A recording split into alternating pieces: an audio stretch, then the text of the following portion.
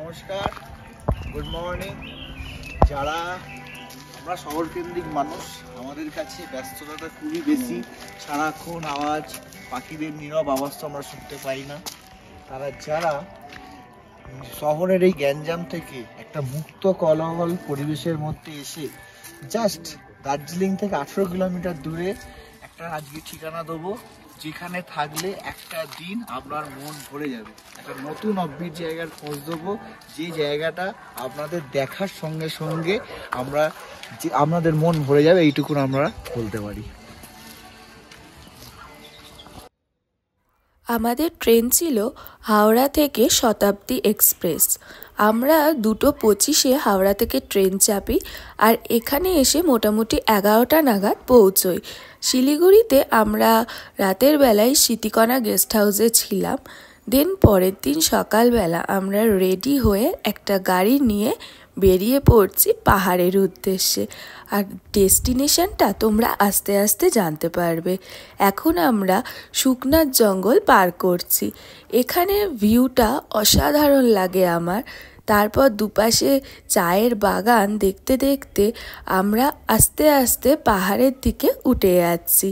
অবশেষে আমরা পাহাড়ে ওঠা স্টার্ট করে দিলাম, আর দুপাশে চায়ের বাগান।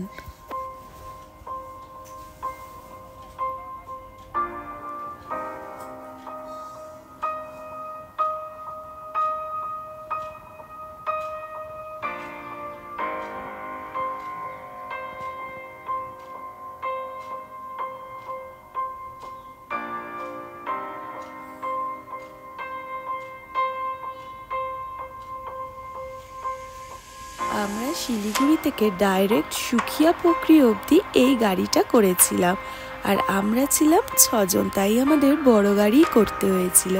আর এই গাড়িটা ভাড়া নিয়েছে 4000 টাকা, শিলিগুড়ি থেকে সুখিয়াপোখরি ডাইরেক্ট।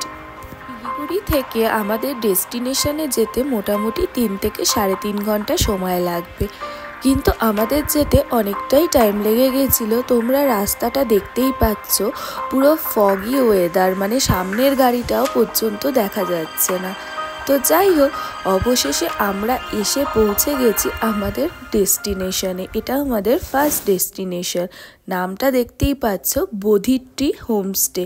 আর এই জায়গাটার নাম হচ্ছে সুখিয়াপোখরি।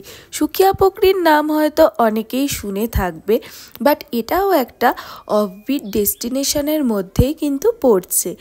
আমাদের হোটেল বুকিং ছিল বা হোমস্টেটা বুকিং ছিল হচ্ছে অন্য জায়গায়, দেউরালি হোমস্টে। এই হোমস্টেটার বাড়িতে একটা দুর্ঘটনা ঘটে যায়, তো সেই জন্য ওই হোমস্টে থেকেই আমাদের চেঞ্জ করে এই হোমস্টেতে ট্রান্সফার করে দেয়। তো ওই হোমস্টের ভিউটা আরও সুন্দর ছিল, বাট এই হোমস্টেটাও নো ডাউট খুবই সুন্দর। এটা স্টার্টই হয়েছে এই জানুয়ারি মাস থেকে। আমি তোমাদের সাথে আমাদের রুম ট্যুরটা করিয়ে দিচ্ছি। তো বিশাল বড় রুমটা ছিল, আর দুদিকে কিন্তু ভিউ। আর এই ভিউ রুম আমরা পেয়েছিলাম 2টো, আর আমাদের যে রুমটা ছিল সেটা একটু ছোট রুম ছিল। আর এইখানে বাথরুমের সাইজটাও কিন্তু বেশ বড় ছিল। তোমরা যদি বুক করো, তোমরা বলে নেবে যে আমরা কিন্তু ভিউ রুম নেবো, তো ভিউ রুম চাইলেই এই রুমগুলো তোমরা পেয়ে যাচ্ছ। আর বেডের সাইজ তো বেশ ভালোই ছিল, আরামসে 3 জনে কাটিয়ে দেওয়া যাবে। রুমে ফ্রেশ হয়ে আমরা চলে গেলাম লাঞ্চ করতে। আর গরম গরম খাবার একদম টেবিলে রেডি করা ছিল। প্রথমেই ছিল স্যালাড, দেন ছিল গরম গরম ডাল, তার সাথে ছিল চিংড়ির পাঁপড়। পাঁপড়গুলো খেতে কিন্তু অসাধারণ ছিল। তার সাথে ছিল ভাজি, এক ধরনের শাক, তার সাথে ভাত, আর তার সাথে ছিল চিকেন। গরম গরম খাওয়া দাওয়া শেষ করেই আমরা বেরিয়ে পড়লাম আশেপাশে ঘুরে দেখার জন্য। বাইরে তখন বৃষ্টি হয়েছিল, তাই জন্য মাটিগুলো কিন্তু ভেজা ছিল। সুখিয়াপোখরির মার্কেটটা কিন্তু বেশ বড়ই ছিল। এখানে ফলমূল থেকে আরম্ভ করে মাছও পাওয়া যাচ্ছিল এই বাজারে।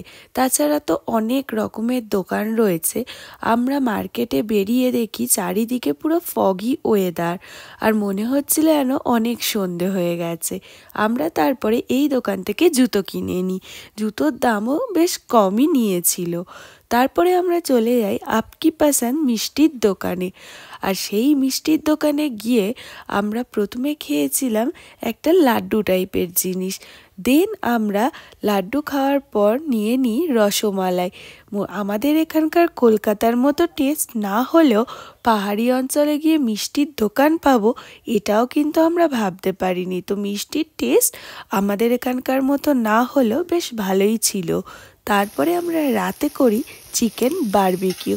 আজকের দিনটা এখানেই শেষ করলাম। Good morning from Sukhia Pokhri. আজকে আমরা বেরিয়ে পড়েছি চান টান করে মন্দিরে যাব বলে। কালকে রাতেই যখন মার্কেটে গেছিলাম তখনই সেখানে একটা রাম মন্দির দেখেছিলাম, আর দেখা মাত্রই আজকে বেরিয়ে পড়লাম মন্দির যাব বলে।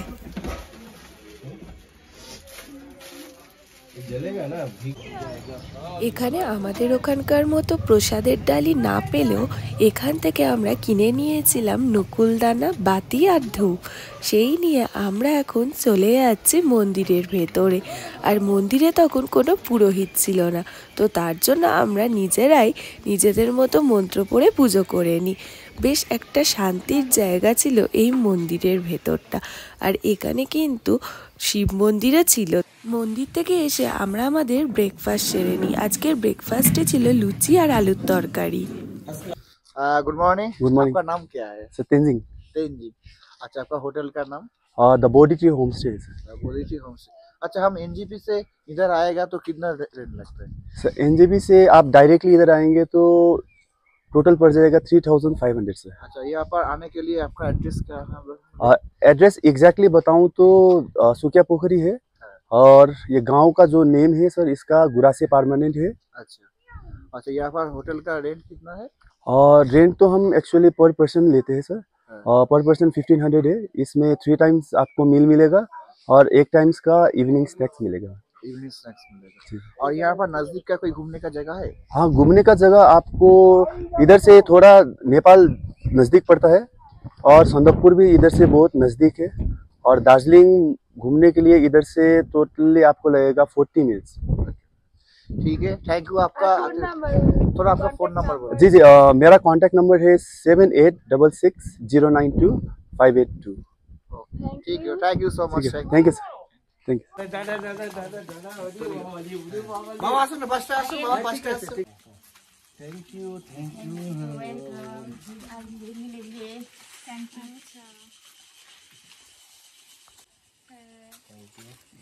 যাও, বলে যাও, ফার্স্টে যাও।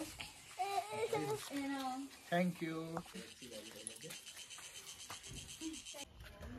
আমরা এখন সুখিয়া পোখরিকে টাটা বাই বাই বলে আমাদের নেক্সট ডেস্টিনেশনে যাব, কিন্তু তার আগে আমরা একবার নেপালকে ছুঁয়ে দেখব। তো চলুন।